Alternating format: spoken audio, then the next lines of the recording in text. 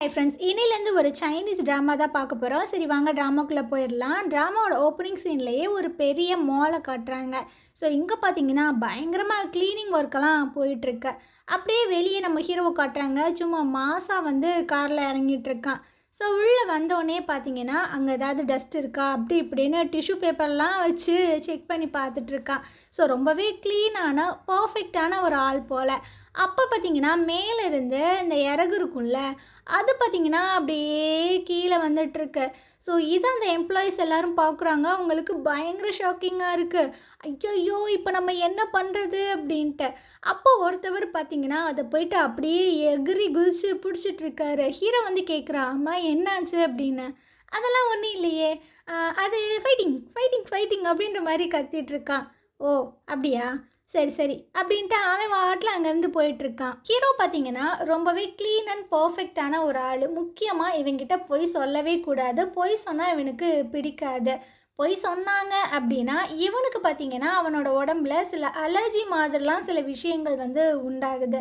So கேட்கவே கொஞ்சம் டிஃப்ரெண்ட்டாக இருக்குல்ல. அதே சமயம் ஹீரோயினை காட்டுறாங்க. இவ பார்த்தீங்கன்னா ஃப்ளைட்டில் வந்துட்டுருக்கா. அப்போ ஒரு அங்கிள் பார்த்தீங்கன்னா காலை போட்டு சொரிஞ்சிட்டே இருக்காரு. ஸோ அந்த ஷூ சாக்ஸ் எல்லாமே கழட்டும் போது ஒரு ஸ்மெல் வரும்ல, அது பார்த்திங்கன்னா ஃப்ளைட்டில் இருக்கிற எல்லாத்துக்குமே வருது. ரொம்பவே டிஸ்கஸ்டிங்காக ஃபீல் பண்ணிகிட்ருக்காங்க. அப்போ ஒரு பொண்ணு வந்து சொல்கிறா, சார் இந்த மாதிரி பண்ணாதீங்க, எங்களுக்கு கொஞ்சம் ஸ்மெல்லாக வருது அப்படின்னு. நான் என்ன பண்ணுறதுமா, என் கால் வந்து அரிக்குது, அப்போ சொரிய தானே முடியும் அப்படின்ட்டு. இது எல்லாத்தையுமே ஹீரோயின் பார்த்தீங்கன்னா பார்த்துட்டு தான் இருக்கா. கிளாஸில் ஒயின்லாம் ஊற்றிட்டு வந்து அப்படியே தட்டிக்கு கீழே விழுகிற மாதிரி அந்த அங்கிள் மேலே கொட்டி விட்டுறா. ஸோ அவர் பார்த்தீங்கன்னா என்னவா பண்ணுற அப்படின்ட்டு கத்துறாரு. ஐயோ அங்கிள் சாரி, மன்னிச்சு என்னை மன்னிச்சு, நான் தெரியாமல் கொட்டிட்டேன் அப்படின்ற மாதிரிலாம் சொல்லிட்டு இருக்கா. ஸோ அவர் பார்த்தீங்கன்னா வாஷ்ரூமுக்கு போயிடுறாரு, இதெல்லாம் க்ளீன் பண்ணிட்டு வரலாம் அப்படின்ட்டு. அந்த நேரம் இவ பார்த்தீங்கன்னா இவளோட லிப்ஸ்டிக்கை எடுத்து அப்படியே ஓப்பன் பண்ணி வச்சிடுறா. இதை பார்த்தீங்கன்னா ஒரு வாண்டு பார்க்குது. ஹீரோயின் பார்த்தீங்கன்னா நோ கத்தக்கூடாது, மெதுவாக இருக்கணும் அப்படின்ற மாதிரி சொல்லிடுறா. ஸோ அந்த அங்கிள் பார்த்தீங்கன்னா வந்து எதுவுமே தெரியாமல் உட்காந்துடுறாரு. ஸோ கொஞ்ச நேரத்தில் ஃப்ளைட்டு பார்த்தீங்கன்னா லேண்ட் ஆயிடுது. ஸோ எல்லோரும் வந்துட்டுருக்காங்க. அந்த அங்கிள் பார்த்தீங்கன்னா ஃபோன் பேசிட்டு வந்துட்டுருக்காரு. சுற்றி இருக்கிற எல்லோரும் பார்த்தீங்கன்னா பயங்கரமாக சிரிக்கிறாங்க. என்னன்னு பார்த்தா அவரோட பேக் சைடில் ஃபுல்லாக அந்த லிப்ஸ்டிக் கரையாக இருக்குது. ஹீரோயின் பார்த்தீங்கன்னா, அங்கிள் உங்களுக்கு பீரியட்ஸ் வந்திருக்குன்னு நினைக்கிறேன், கொஞ்சம் பாருங்களேன் அப்படின்ட்டு போகிறா. ஸோ அவருக்கு பார்த்தீங்கன்னா ஒரே இதாக போயிடுச்சு. ஐயோன்னு பேக் சைடில் இதை வச்சு மறைச்சிட்டே போயிட்டுருக்காரு. இதுக்கப்புறம் ஹீரோவை காட்டுறாங்க. இங்கே பார்த்தீங்கன்னா ஒரு பெரிய ஈவெண்ட் ஒன்று நடக்க போகுது போல். ஸோ அதுக்கான விஷயங்கள் கரெக்டாக நடக்குதா அப்படின்றத தான் பார்த்துட்ருக்கான். அதாவது இந்த ஆன்லைன் வெப்சைட் இருக்கும் இல்லையா, ஆன்லைனில் ஷாப்பிங் பண்ணுற மாதிரி. ஸோ அந்த வெப்சைட்டை தான் லான்ச் பண்ண போகிறாங்க போல். அதுக்கான விஷயங்கள் தான் நடந்துகிட்ருக்கு. ஹீரோவோட பக்கத்தில் இருக்கார்ல, அவர் வந்து ஹீரோவோட பிஏ தான். ஸோ நம்ம பிஏனே வச்சுக்கலாம். ஹீரோ வந்து சொல்லிகிட்ருக்கான், அம்மா ஜின்னை கரெக்டாக வந்துட்டு இந்த இடத்துக்கு கூட்டுவாங்க, அவன் இல்லை அப்படின்னா இந்த ஷோவே வந்து சொதப்பிடும் அப்படின்ட்டு. ஓகே பாஸ், எல்லாமே கரெக்டாக தான் இருக்குது, ஏன்னா செக்யூரிட்டிஸ் எல்லாம் டைட்டாக இருக்குது, அவங்க தம்பினால் வெளியே போகவே முடியாது அப்படின்ட்டு. ஸோ அப்படியே அந்த தம்பியை தான் காட்டுறாங்க. அவன் பார்த்திங்கன்னா மாறு வேஷத்தில், அதாவது ஷர்ட் போட்டு கீழே வந்துட்டு ஸ்கர்ட் மாதிரிலாம் போட்டு ஏதோ ஆஃப்ரிக்கன்கார மாதிரி கெட்டப்லாம் போட்டு வந்துட்டுருக்கான். ஸோ நல்லா தான் போயிட்டுருக்கு. அப்போ ஒருத்தவர் ட்ராலி ஒன்றா தள்ளிட்டு வராரு. அதில் பார்த்திங்கன்னா அந்த துண்டு மாட்டி கீழே கலண்டுருது. ஸோ இதை அங்கே நிற்கிற செக்யூரிட்டிஸ் எல்லாம் பார்த்துறாங்க.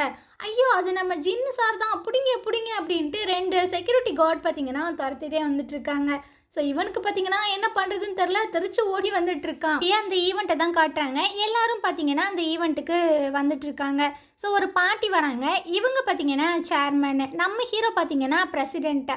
இப்போ ஒரு வெப்சைட் வந்து லான்ச் பண்ண போகிறாங்கல்ல, அதுக்கு ஃபுல் பொறுப்பையுமே இந்த ஜின் அப்படின்றவன்ட்ட தான் கொடுக்கணும்னு இந்த பாட்டி நினைக்கிறாங்க. ஏன் அப்படின்னா இந்த ஜின்னு தான் இந்த ஃபேமிலியோட வாரிசு. அப்போ ஹீரோ யார் அப்படின்ற மாதிரி கேட்டால் அவனை வந்து தத்தெடுத்து தான் வளர்க்குறாங்க. ஸோ எல்லா தகுதியுமே ஹீரோவுக்கு இருக்குது.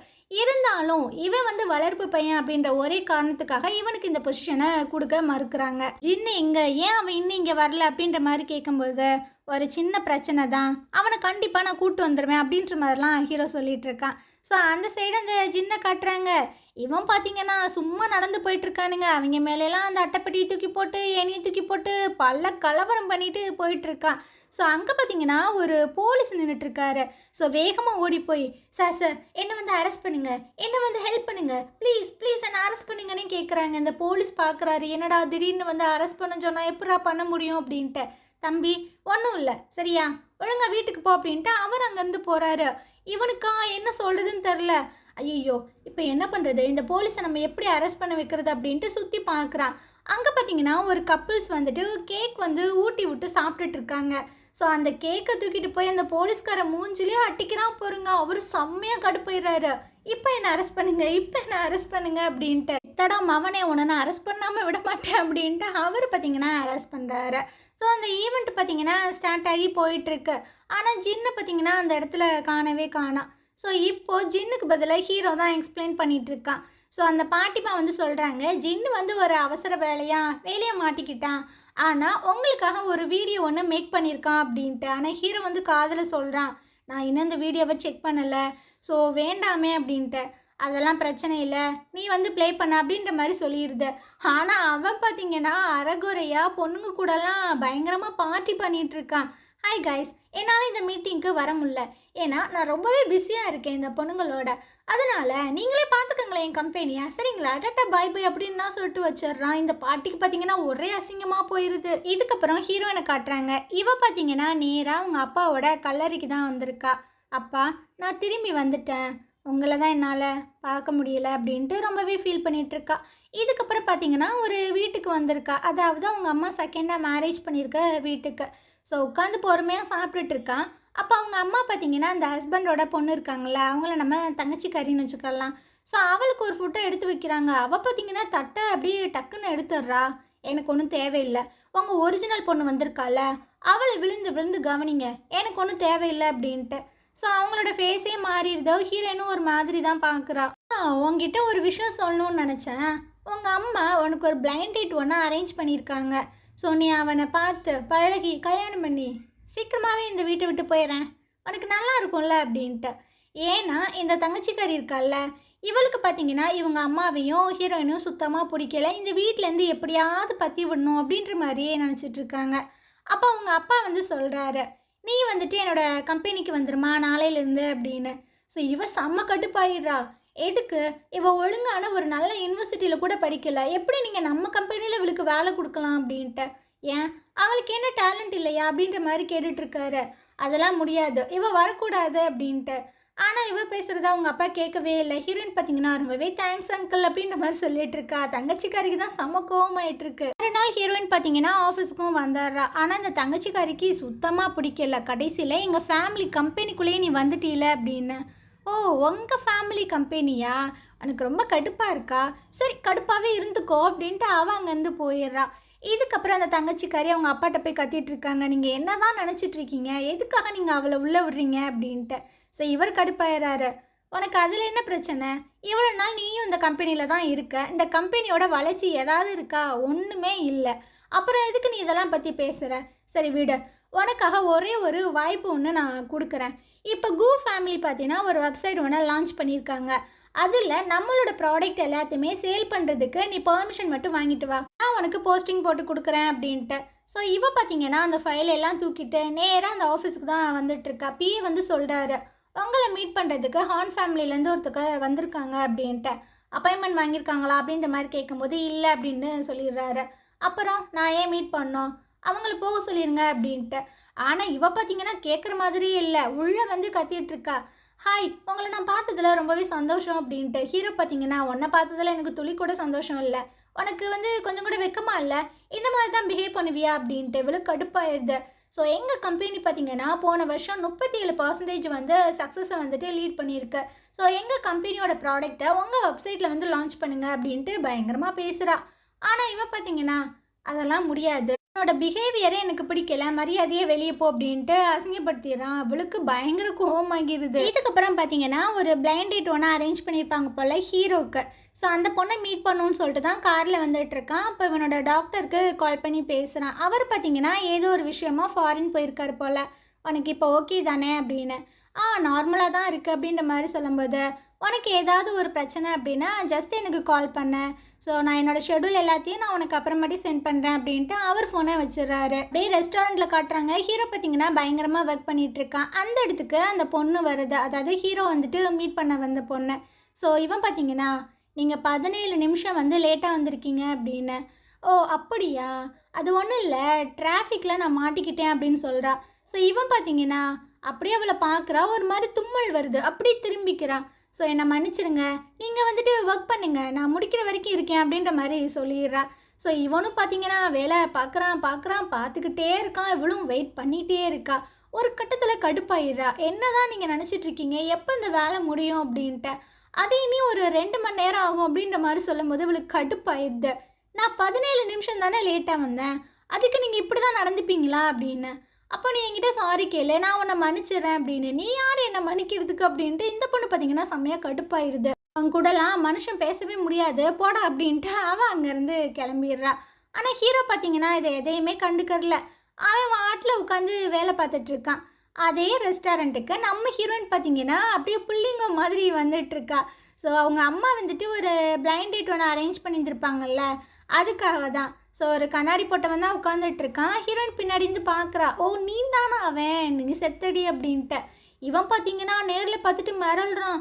என்னது இது, ஃபோட்டோவில் பார்க்கவும் நேரில் பார்க்க ரொம்ப டிஃப்ரென்ஸாக இருக்குது, என்னை ஏமாற்றிட்டீங்களா அப்படின்ட்டு. அட அப்படிலாம் இல்லைப்பா, கொஞ்சம் என் முடிக்கு கலர் பண்ணியிருக்கேன் அவ்வளோதான் அப்படின்ட்டு. என்னால் நம்பவே முடியல, இதெல்லாம் பொய் அப்படின்ட்டு. ஆமாப்பா, எங்கள் அம்மா உன்ட்ட பொய் சொல்லியிருக்காங்க, நான் என்ன பண்ண முடியும் அப்படின்ற மாதிரிலாம் சொல்லிட்டு இருக்காங்க. ஸோ அப்போ பார்த்தீங்கன்னா ஆர்டர் எடுக்கிறதுக்கு ஒரு பொண்ணு வரா. இவ பார்த்தீங்கன்னா அவங்க ரெஸ்டாரண்ட்லேயே எது காஸ்ட்லியாக இருக்குமோ அதை கொண்டு வாங்க அப்படின்ற மாதிரி சொல்லிடுறா. ஸோ இதுக்கப்புறம் சரிப்பா நம்ம கல்யாணத்தை பற்றி பேசலாமா, கல்யாணம் பண்ணி முடிச்சதுக்கு அப்புறமா அப்படின்னு இழுக்கிறா. இங்கே பாருங்க, அப்படிலாம் நீங்கள் அவ்வளோ சீக்கிரம் போக வேண்டாம், ஃபஸ்ட்டு நம்ம பேசிக்கான விஷயங்களை பேசலாம் அப்படின்ட்டு. அப்படியா, சரி உங்கள் ஃபேமிலியில் எவ்வளோ ப்ராப்பர்ட்டிஸ் இருக்கு, எவ்வளோ சொத்து பத்தெல்லாம் வச்சுருக்கீங்க, சொல்லு அப்படின்ட்டு. இவனுக்கு பார்த்தீங்கன்னா செம்ம கடுப்பாயிருது. என்ன எப்போ பார்த்தாலும் காசை பற்றியே பேசிகிட்டு இருக்க.